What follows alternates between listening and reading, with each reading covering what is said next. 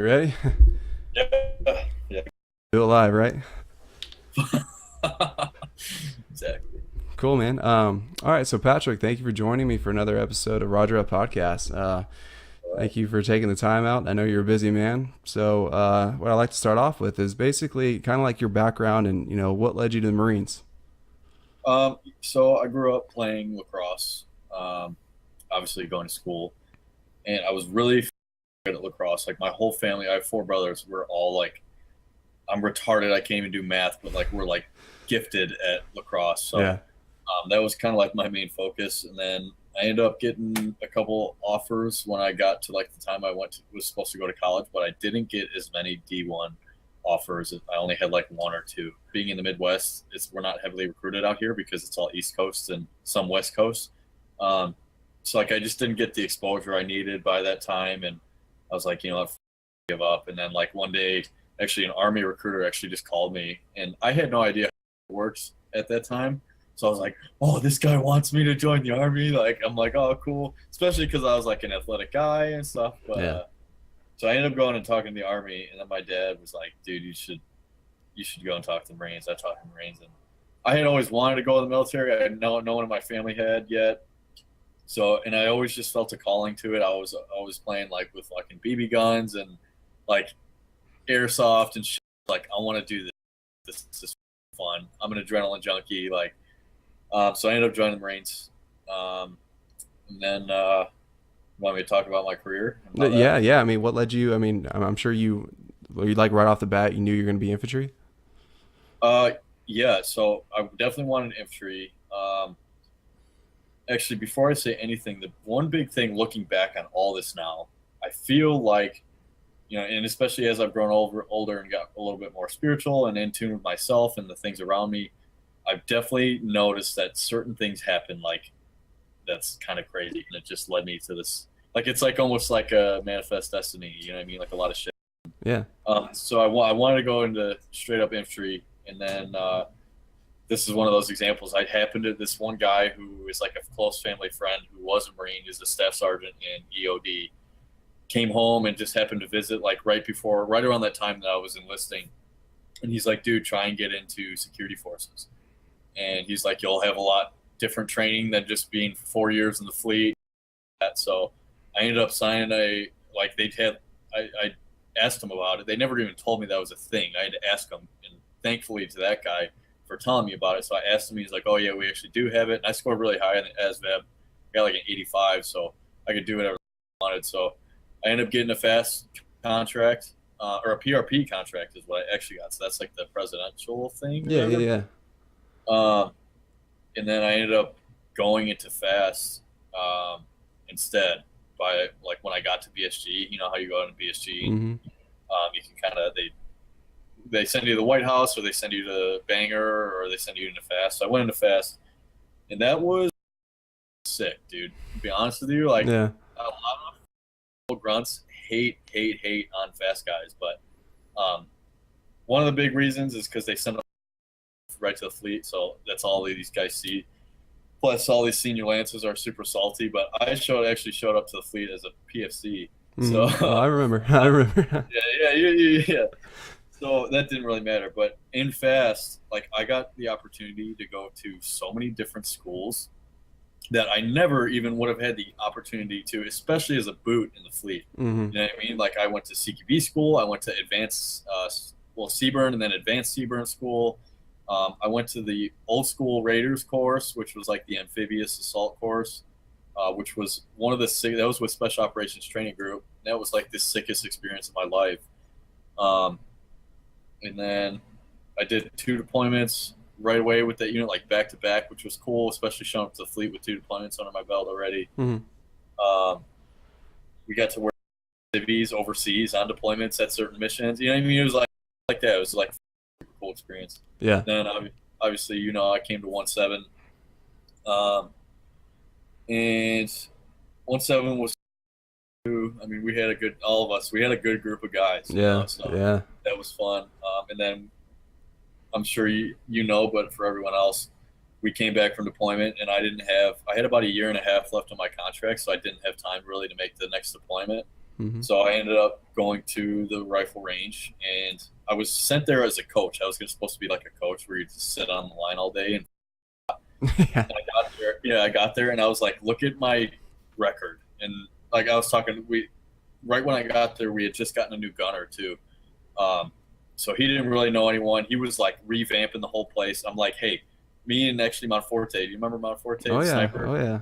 Yeah, me and Monforte got sent there together, and we were like, hey, we're probably two of the best shooters on this base right now. Like, I don't want to sit on the range all day yelling at stupid idiots. So, um, we ended up. I showed him my background. I was like, look, I have CQB school. I have all these things, and he ended up making me and him the head marksmanship instructors and kind of put us in charge of revamping the entire marksmanship program in 29 Palms, which was super cool.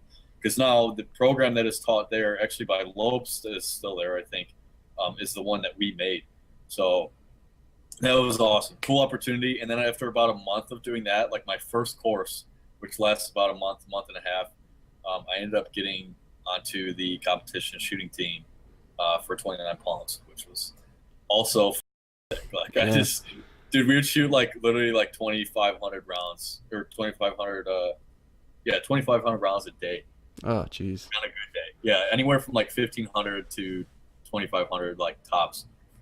Awesome for like 6 hours just shooting guns. Go home, Yeah. ride my dirt bike. Like, yeah, it was awesome. Yeah. If you can think of like one dream job that every Marine wish they could have, it would definitely be on the shooting team. 100%. Dude, dude, if it so actually one of our buddies ended up getting on the actual Marine Corps shooting team. I was getting out, so when they came time to recruit people, I was like, dude, like Yeah. Peace. I'm about to have a beard in 6 months, okay? Like, you know.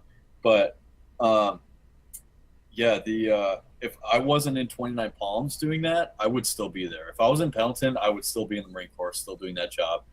And it's actually been troubling since I've gotten out, not having that job anymore because I was like, this is what I want to do. I like teaching people. Like, dude, Hmm. I would have master sergeants or like, hey, Corporal Teschke, like, you know what I mean? Like talking to me, like looking up to me, you know what I mean? Which is cool as, especially because they're super pogue. So like shooting, like the shooting is like the grunt shit you want to do. So I'm like the master of it, I guess you could say. Not sound like a fuck. So they would look up to me to mold these guys that are, you know, in a great way. I would pass on a lot of, you know, when you're in that position, you can kind of put in your own personal advice too, Hmm. Marine and things like that. I had been through a lot of shit. I got NJP twice, so it's like I've been through a lot of adversity, so I could help guys out in the adversity that they're facing, you know. So yeah, it was cool. Definitely still be doing that if it wasn't in 29, but 29 pounds Yeah, too. yeah, yeah. I don't blame you there. Yeah, I mean, it's definitely. I've Yeah, always loved teaching and stuff like that, especially with shooting. And I have a little bit of a background, just working, in the civilian sector and teaching people to shoot. It's fun, you just take yeah, them and just start them from crawl, walk, run, right? So right. just work on their position, their grip, and stuff like that, and see the amazement in their eyes when you get them from shooting a pattern to actually like forming a group with the Yeah, handgun. right. And they're like, holy hell! Like Yeah, they right, look at right. you like you're the genius, and you're like, it's really not that hard. You just have to implement fundamentals, and there you go.